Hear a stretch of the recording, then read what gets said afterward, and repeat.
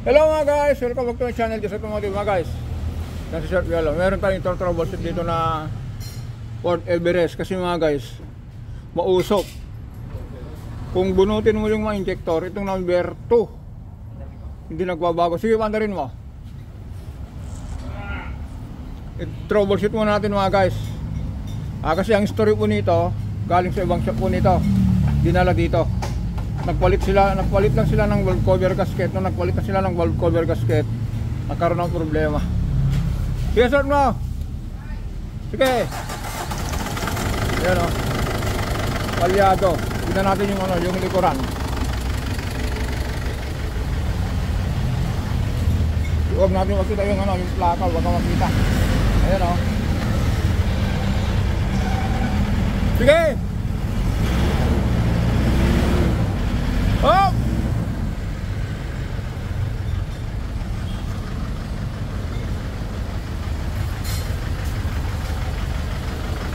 Ano?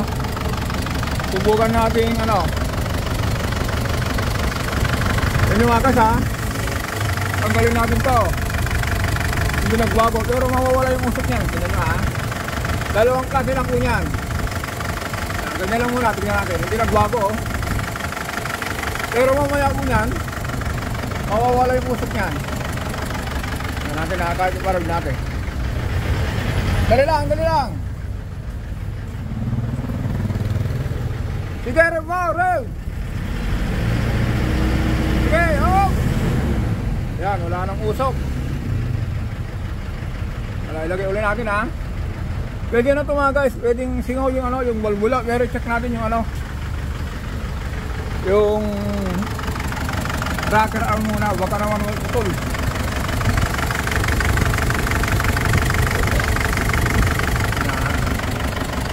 Yan, nilagay muna natin.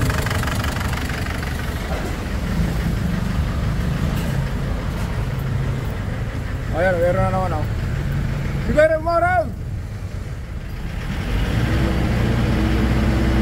Oh!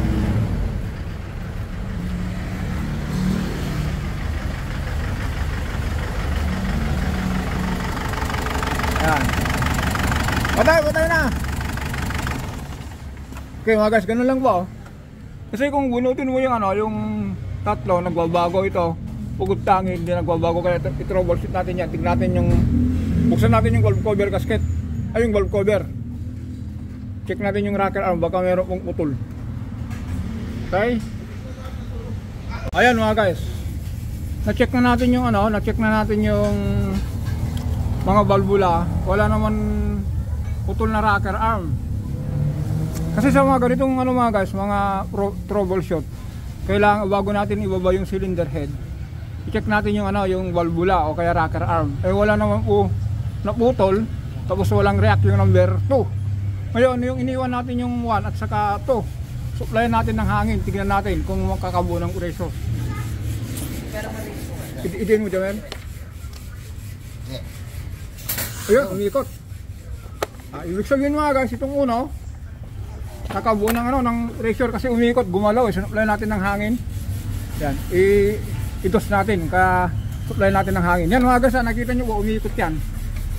Lagay natin sa dos.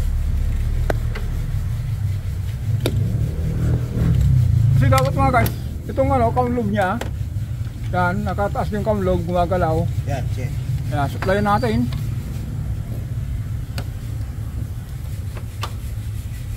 Wala dire-diretso. Yan. Negative yung number 2 mga guys. Positive, mga guys. Positive, ibig sabihin may tama. Yan. O kung negative mga guys, wala na, may tama na yan. Positive na may tama.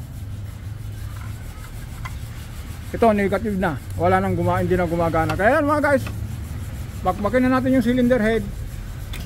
I-check natin yung valvula kung bakit pumaluttot. Kasi ang story lang po nito, nagpalit lang sila ng valve cover, nag-welding. Ewan ko ba kung bakit winilding pa yung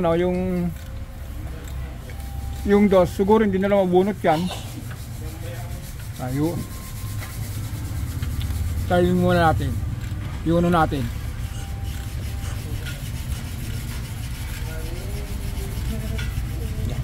Okay. Wala, disgrasya. Ayun mga guys, yun lang po. Kaya kanina, kung balikan natin itong video, mag-umpisa ulit tayo. Yung usok niya po,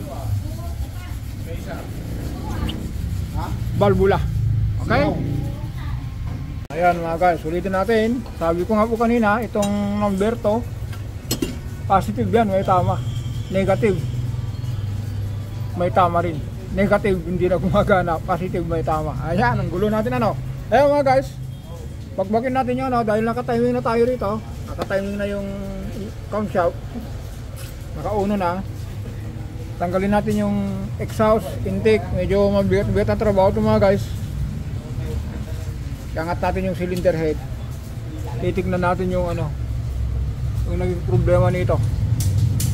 Kasi mga guys, ulitin ko ba, galing ito sa ano, sa ibang pagawaan. Hindi ko nababanggitin kung saan, pero malalaman nyo rin yan. O kaya mag-text kayo na lang sa akin para maiwasan nyo kung sino yung gumawa nito, para baka makasama rin kayo sa ano niya, sa biktima niya.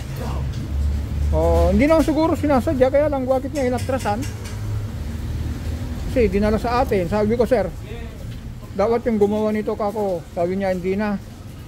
Dinala ko na nga sa ibang shop, kaya lang inayawan din. Kaya yung injection pump, kasi pumunta dito mga guys, yung nag-injection pump, nagpatulong ng troubleshoot.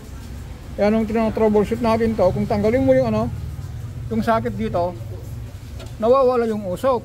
Pero kung ilagay mo, kakaroon ng usok. Ibig sabihin mga guys, hindi siya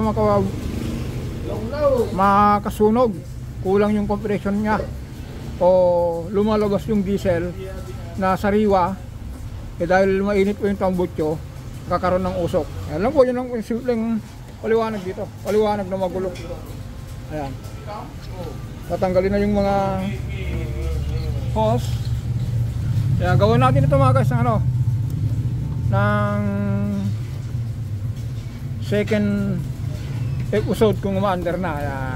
Abangan nyo mga guys, mag-umpisa tayo dito sa ano, sa pagbaba natin ng cylinder head. Kung nababa yung cylinder head, i-check natin yung ano, yung valvula. Ulitin natin.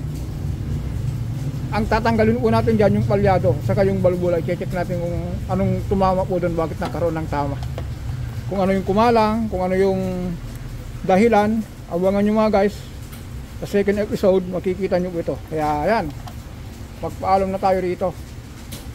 Hanggang dito na lang tayo rito. Abangan nyo na lang po yung second episode. Bye bye.